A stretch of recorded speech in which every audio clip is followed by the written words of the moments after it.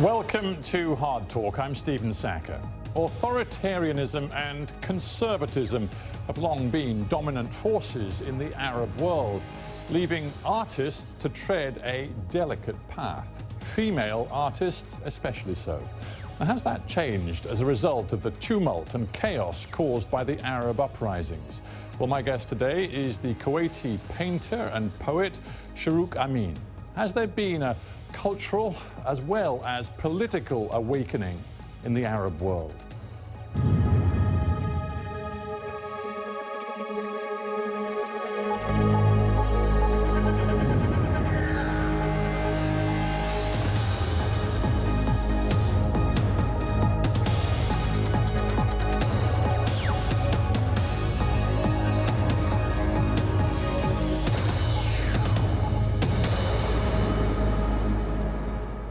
Shurooq Amin, welcome to Hard Talk. Thank you for having me. It's a pleasure. You are a painter, you are a poet. Would it also be fair to say you are a provocateur? I'd say people would agree with you there. I wouldn't call myself that because I don't aim to provoke. What I do aim for is to create an awareness and open a dialogue of things that the society considers are taboo, issues that society wants to leave dormant. I try to bring them out in the open, hold a mirror up to society, and try to create a transparency, because without creating an awareness and opening a dialogue of those very issues that are considered taboo, it's impossible to solve them. It's impossible to find solutions for them.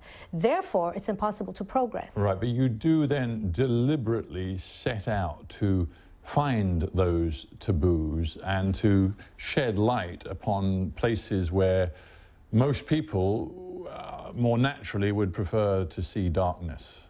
It's not very hard to find those taboos in the Middle East. They're everywhere. I mean, the way the concept starts really is I hear things, I see things, I experience things that pretty much upset me. It creates a sense of injustice in me, and I want to respond to that. So I use art as my weapon to respond to that. See, a lot of people, I think, in your own country, in Kuwait, feel that what results from your approach is a very negative image of your culture, of your country. I mean, you've been called time and again unpatriotic, yes. Somebody who actually hates your own country. Is there a certain truth in that? No, there is absolutely no truth in that. They see it as unpatriotic because I expose the negatives in the society, and not only in the Kuwaiti society, but in the Arabian Gulf society in general. The way I see it is, I mean, would you abandon your child if your child was ill? You wouldn't abandon your child. You would treat your child. For me, the Arabian Gulf is my child, and I am treating it by exposing these negatives so that other people can understand that these negatives exist in society and we have to find solutions for them. Right, but frankly, and we're going to look at some of your art, you only focus really on the negatives. You know, you portray a society that is so full of deceit, hypocrisy, double standards, a complete difference from what one sees in the public domain to what is really going on in the private domain. Right. It is a very unpleasant society that you live in, it seems. I do portray the unpleasant side of society, that is true, but that is because that is the side that needs to be addressed. That is the side that we need to find solutions for. There's a lot of things in our society that we pretend it doesn't exist. For example, the problem of alcoholism. We have alcoholics, we have drunk drivers and alcoholics, and yet we don't have rehab for them.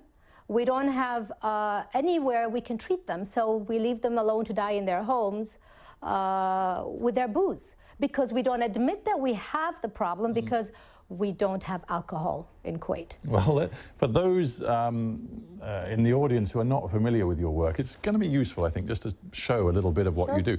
Let's look at the first picture. You call it Diwania High, and the high, I think it's pretty obvious, refers to substances. Yes. And also behaviors, including gambling, that you are portraying there. I mean, these are guys traditionally dressed, but who are doing anything other than traditional lifestyle behaviors there. Just talk me through what prompted this. Well, at the time, there was a lot of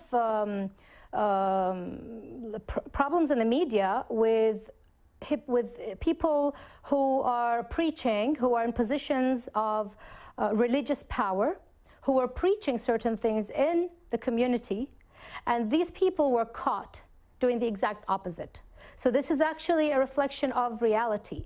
So it upsets me very much that these men in positions of power, religious positions of power, who preach to the society what is haram, forbidden, and what is halal, acceptable, and then in the weekend or when they travel, they lead a totally opposite life. They say you're not allowed to drink, but then they drink. They say you're not allowed to do this, but then they do it. So I'm addressing the hypocrisy and the double standards of these people. Right, because this was in an exhibition called It's a Man's World. Yes. I assumed it was more about sort of the patriarchy and about the double standards that men exercise in Kuwait, but you're telling me not just is it about that, it's also about your fundamental sort of problem with Islamic piety.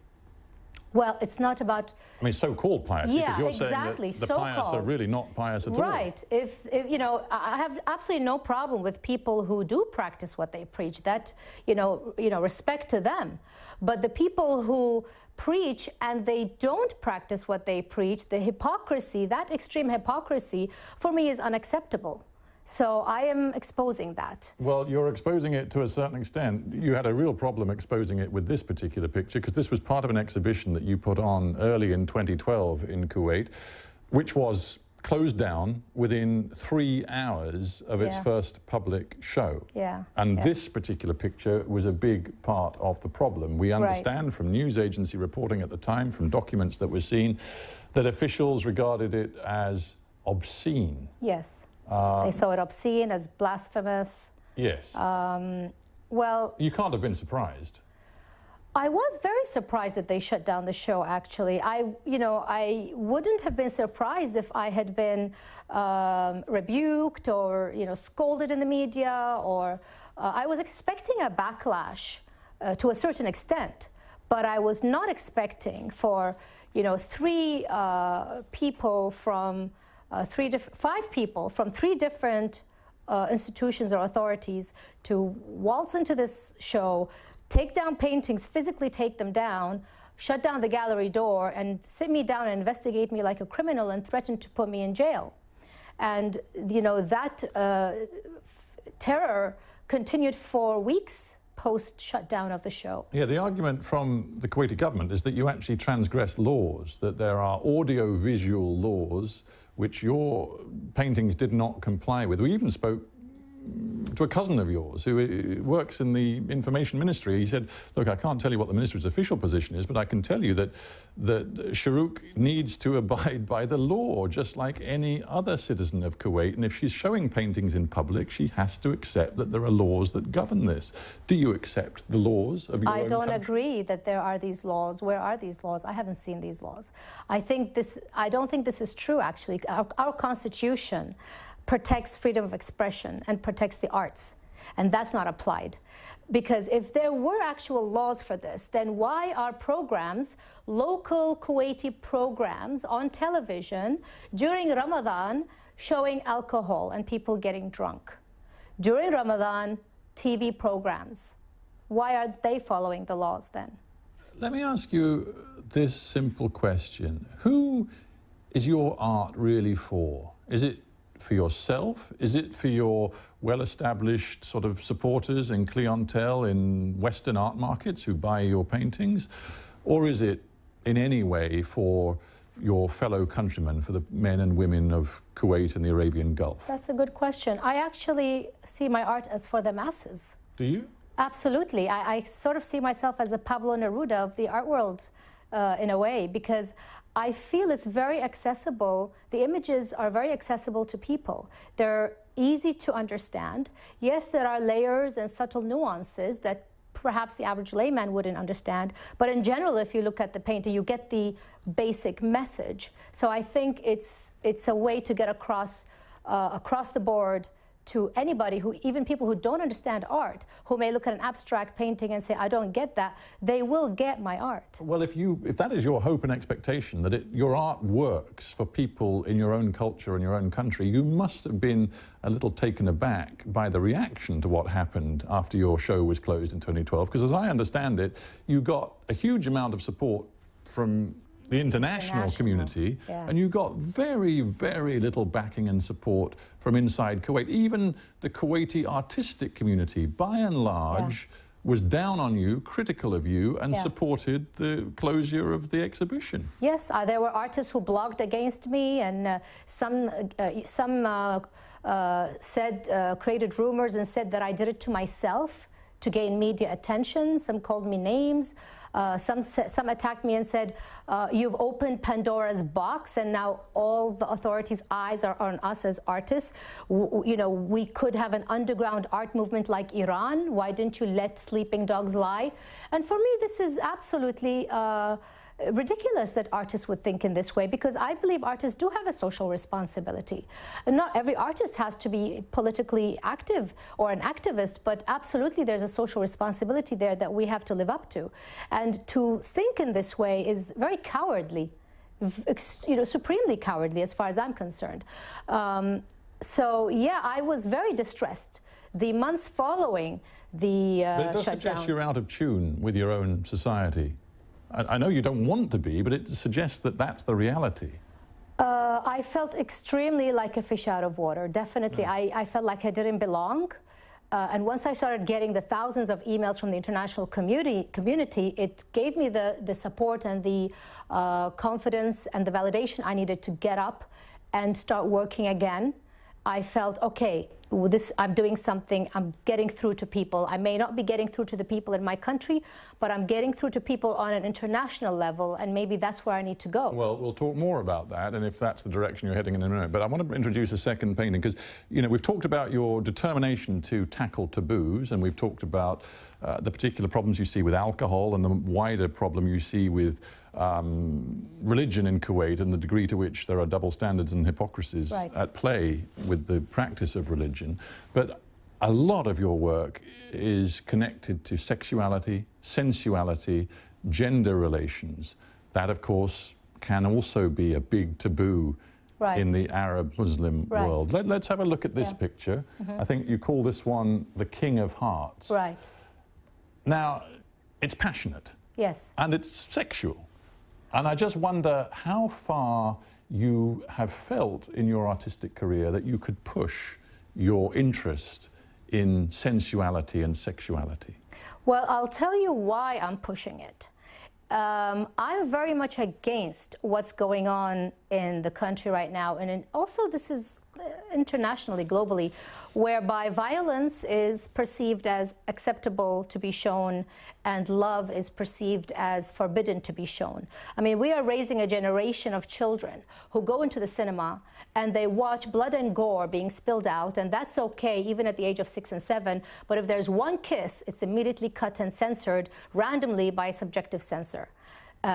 You know, at his whim. And what we are essentially doing is we are creating this form of bubble whereby these children are growing up to believe that violence is okay and love is not okay. Right, but you see, this image interests me because you can read it maybe different ways, but ultimately it looks like quite a romantic, sensual image. Yeah. But a lot of what you, not just paint, but what you write in your poetry about the relations between men and women and the sort of connection between sexuality and violence, for example, is quite disturbing. I mean, for example, if I may just quote you a little bit for our audience as well from a poem you wrote, Taboo, which is a very evocative description of a young woman's body. I think it's metaphorical as well to a certain extent. It's talking sort of not just about her, but about Kuwait to a certain extent. But it is very sensual and evocative and quite explicit. And it includes references to menstruation. But at the end, there's this twist, because you paint this picture of men watching this female, and you say, watching you from afar, unable to touch you, own you, kiss you, love you. So they choose instead to rape you. Exactly. And this is basically what's going on in our patriarchal society, men are so obsessed with a woman's body and her sexuality that all the laws and legislations that come up primarily deal with sexuality. For example, segregation. For example, a woman's dress code. For example, a woman not allowed to travel alone. All of these things are essentially about that. But you are, if I may say so, with your approach and your determination to tackle these so-called taboos, you're taking on the entire Muslim hierarchy. You're taking on Sharia. You're taking on the very foundations upon which Kuwait and countries like it are built. Well, I think that religion and politics have to be separated. I believe in a secular establishment. So yeah, I guess I am. And that's what I'm hoping for. With time, that's where we will head, because it doesn't make any sense. But you aren't winning that argument, are you? I wouldn't say I'm not winning that argument. I will tell you why. Because when my show was shut down, there was a lot of haters, and some of those haters a year or two later became my supporters. They came around because they saw that I'm here to stay. They saw that I had a purpose for what I'm doing. They saw that my vision was real, that my voice was real, and I think I earned their respect. So I think I am changing minds slowly, one at a time. I'm not going to be able to change the entire region by myself, but hopefully other artists will follow suit, other creative people will follow suit. They will gather the courage and the bravery to express themselves more and show more of what they believe is to be unjust. And I think with time, I will win.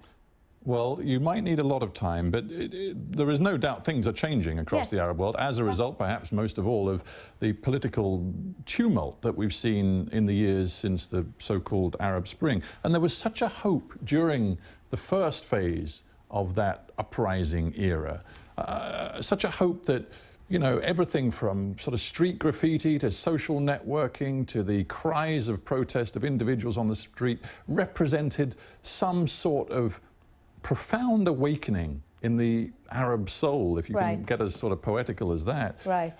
And the arts would be part of it. Right. Do you think that has happened? I think it's definitely happening. I think the arts are playing a huge role in terms of showing the problems and showing things. I mean, especially with Syrian artists, you should see what the Syrian artists are doing. They can't do anything about what's happening in Syria, but they definitely can paint about it and express themselves.